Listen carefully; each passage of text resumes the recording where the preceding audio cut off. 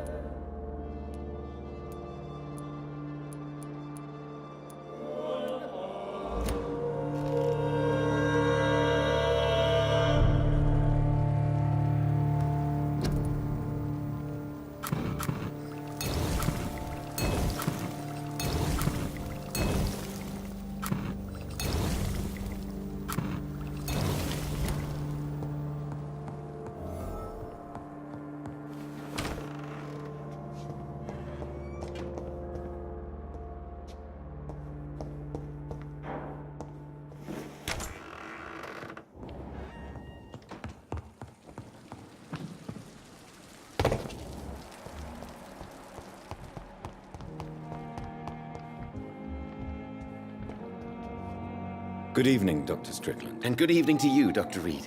Can I be of any help? Do you need my medical attention, dear colleague? There is no shame in helping each other. We're colleagues, after all. Many doctors I have known are too cynical to think that way. Goodbye, Dr. Strickland.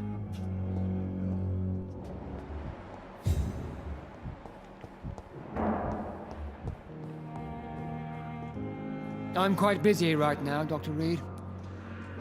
Do you need my assistance? Don't be ridiculous. I'm capable of dealing with this myself. I've just not taken the time to do so. Then you are lucky that I have taken the time to do so.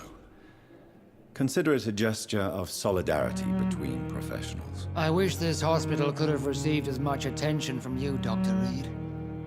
We do not see you in surgery very often.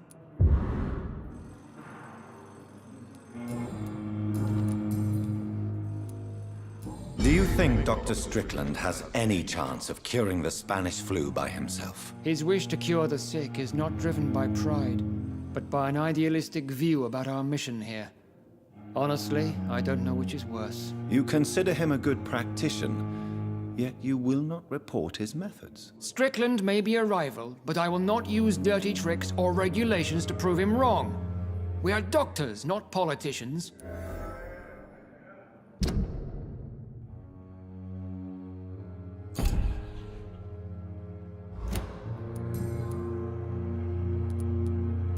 Thank you for your time.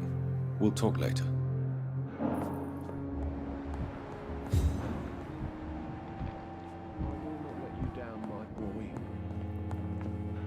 Good evening, Mr. Fiddick. Good evening, Dr. Reid.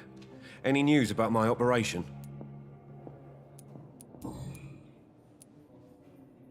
Tell me about your injury, Harvey. Why do you feel so guilty about it? My wife died because of me. And now I may lose everything because I've been careless enough to hurt myself. What an arsehole.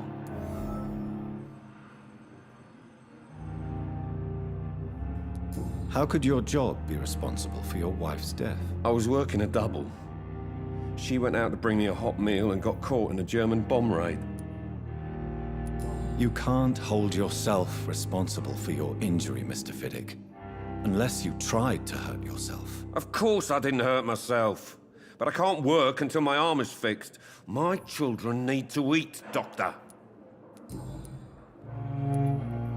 Tell me more about the death of your wife, Harvey. 1915. I was in the army, building workshops for the Royal Flying Corps. Helen was happy I wasn't sent to the front. What happened? The Germans sent Zeppelins to bomb the construction site, but they missed their target. My wife was bringing my dinner when the bombs fell. How are your children after losing their mother? They were smaller then. The only good thing about this is my Helen didn't bring them with her that night. I'm sorry for your loss. So many died during the bombings. I served in France and witnessed the carnage there. I would like to say that she didn't suffer. Truth is, I have no idea. I just know that I'm all that me kids have. Poor little bleeders. Is there anything else that's bothering you? Can I help in any way? Really? Why has no one else asked me that since I got here? I thought I was in a hospital. Unfortunately, you are not the only person who needs help. And complaining about it won't do you any good. Well, perhaps you're right, Dr. Reid. I'm sure if me missus was still alive, she wouldn't be happy with me going on like this.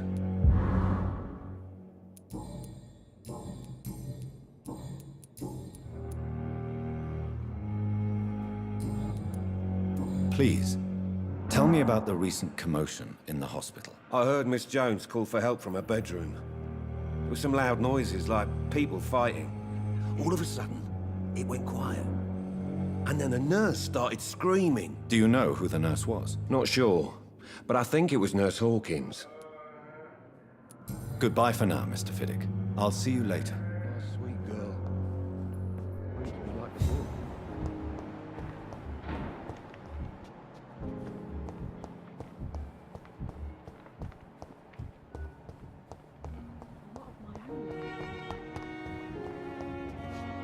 Good evening, Nurse Hawkins. Good evening, Dr. Reid. What can you tell me about the recent commotion in the hospital? Everybody's afraid. Death has always been a frequent visitor. But murder? How can we cope with that? As a nurse at this hospital, it is your duty to deal with these things as best you can. Yeah. Until it's my turn to have blood spread all over the walls. I entered the room first, Dr. Reid.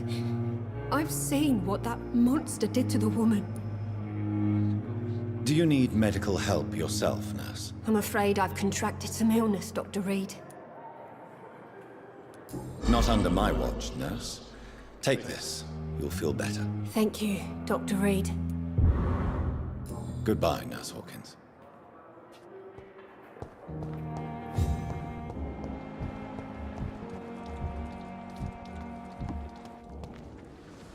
Good evening, Milton. Good evening, Doctor. Still trying to save lives? Do you need any medical help, Milton? I'm afraid I do. Like everyone in this hospital. It's a sad state of affairs when even the hospital workers are worried about disease. Our job brings us into contact with all kinds of infections, Milton.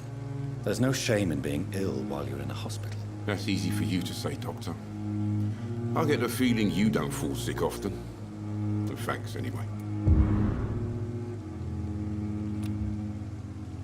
Goodbye, Milton.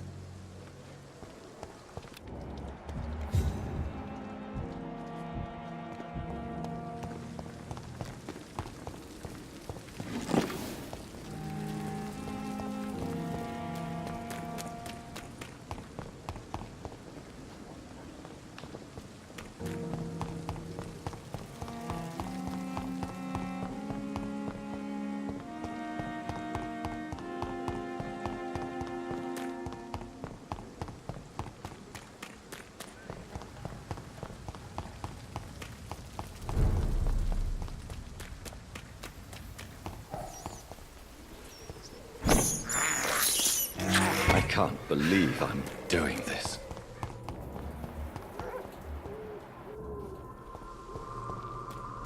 Die, vermin!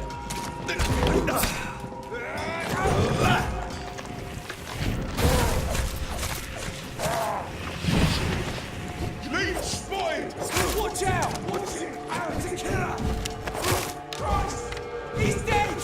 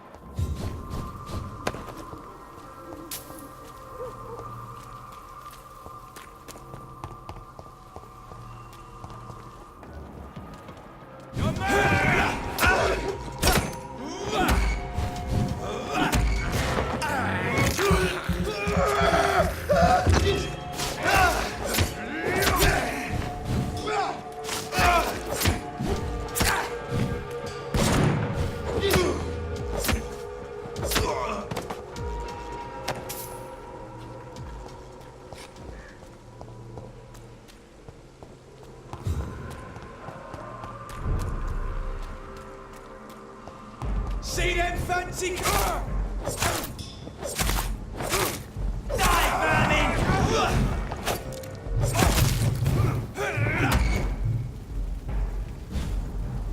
That's gone!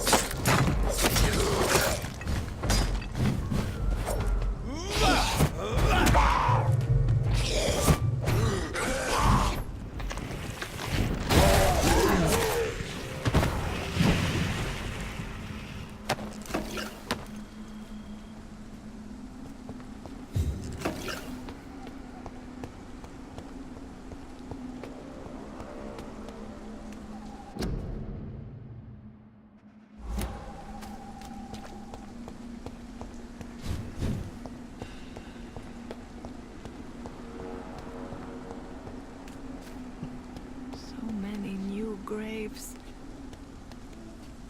Are you all right, Miss Shun? My name is Hsiao Shun. This is the proper way to address someone in my country. I do apologize, Hsiao Shun. Are you all right? Yes, I am. This is the only place where I can find some kind of serenity.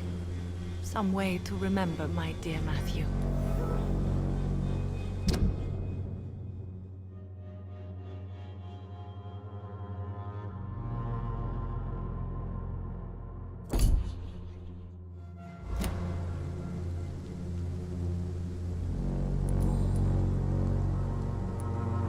Are you on your own? Do you have any friends or family who you could be with? I have family and friends, but I need to be here alone. One day maybe I'll go back to them, but not now. I need silence, and I need sadness. Sadness can be a terrible trap. It can entangle you and weaken your heart if you let it control your thoughts. Thank you for your sincere words, Dr. Reid. I sense you trying to help me, even if I don't quite understand why. Tell me how your husband died, Hsiao Shun. Matthew died of the Spanish flu, like so many others. It's a mundane cause of death these days, but for me it meant the end of the world. At this time, there is so little medical science can do to defeat this terrible epidemic. I'm truly sorry. The worst thing is not his death, even if it tears me apart. The worst is not to have seen it coming, to have lost him so quickly, even before realizing it. Did he hide his condition from you? Matthew was a smiling type, a happy sort. Everything that I am not. Did he laugh at his death to come? Or did he not realize what was going to happen? I'll never know. The Spanish flu may be the worst disease mankind has ever faced. Why are you blaming yourself? You don't understand. I didn't know he was so sick.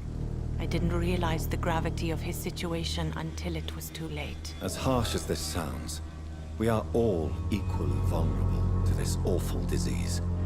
It can take the strongest man in just a couple of days. I never said goodbye to Matthew. We never realized how bad it was. We laughed about it even. He always made me laugh. Now I don't have enough tears to shed.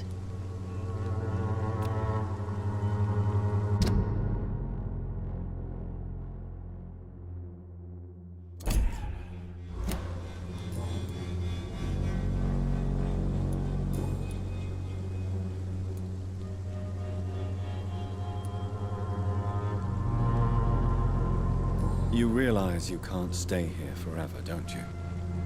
Eventually, you'll have to leave the cemetery. Why? Why should I go? Since this is the only place I can find peace of mind.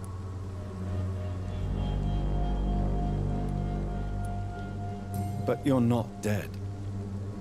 There is a difference between visiting the dead and staying with them. You sound like you're no stranger to the pain I feel. Let's just say, I too have a good reason to visit cemeteries at night. Please accept my condolences for your loss then, Dr. Reid.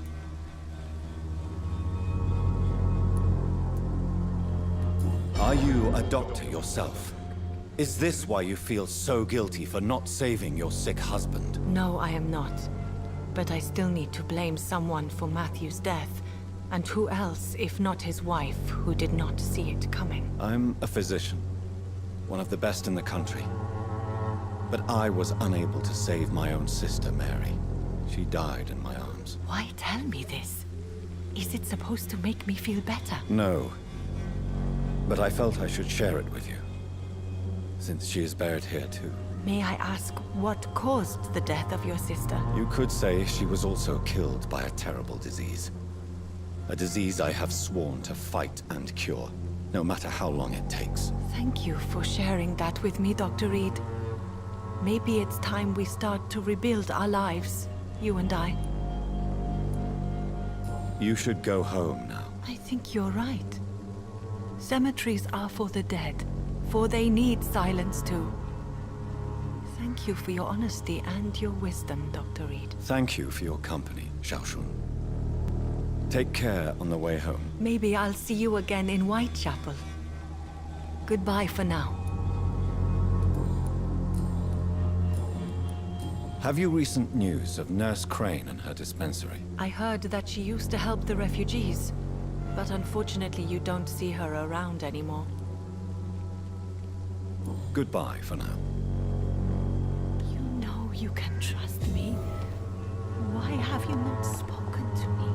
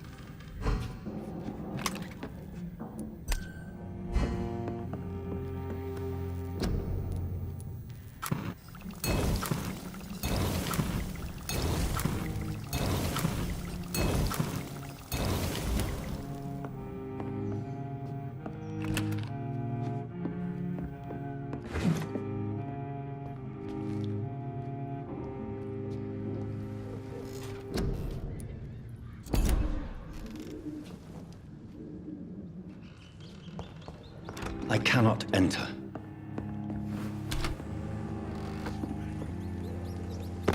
Stupid beast! Ah! Oh, Christ!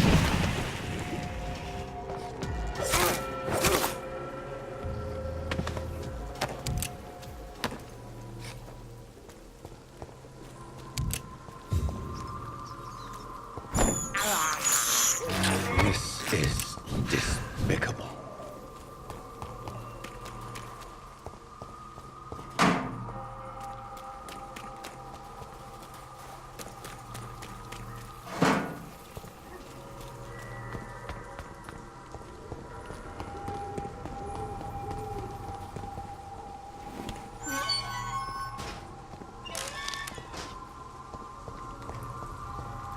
Did you hear me?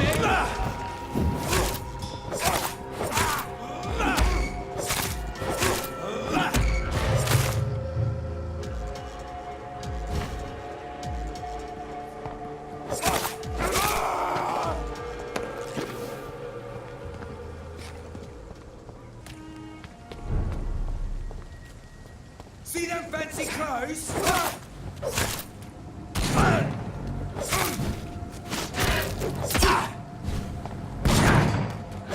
God, take this!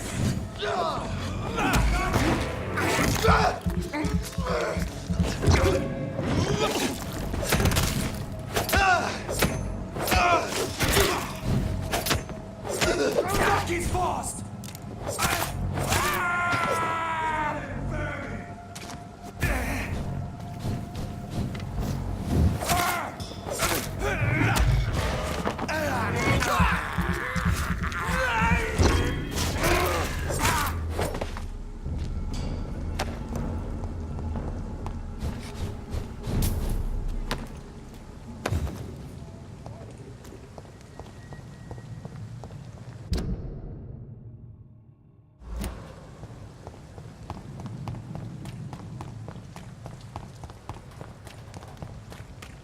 Fear no evil!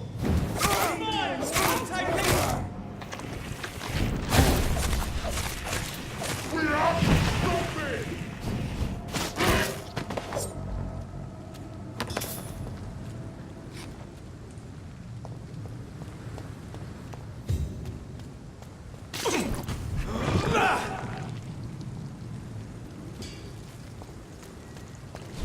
Easy does it!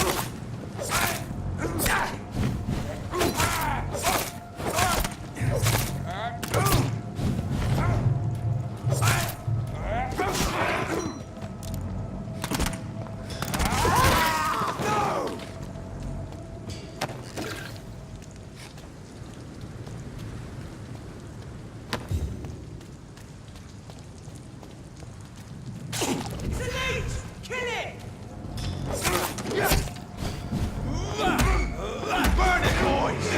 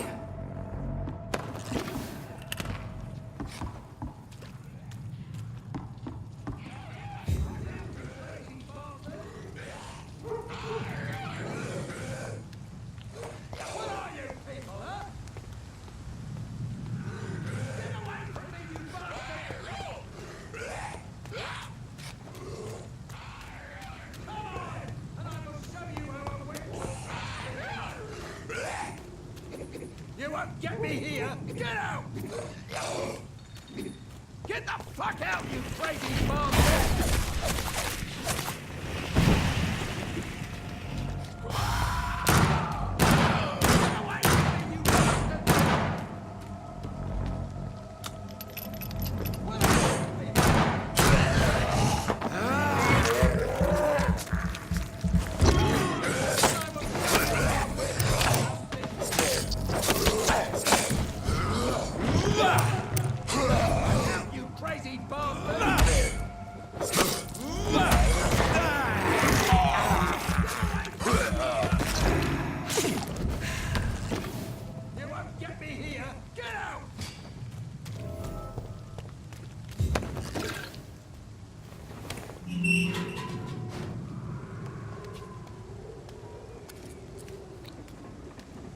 Are you all right, sir? What are you doing in a place like this? I'm not sure that's any of your business. I hope you realize that staying here will put your life at great risk. Pah! I'm not afraid of these guards of Priwen, or whatever these thugs call themselves.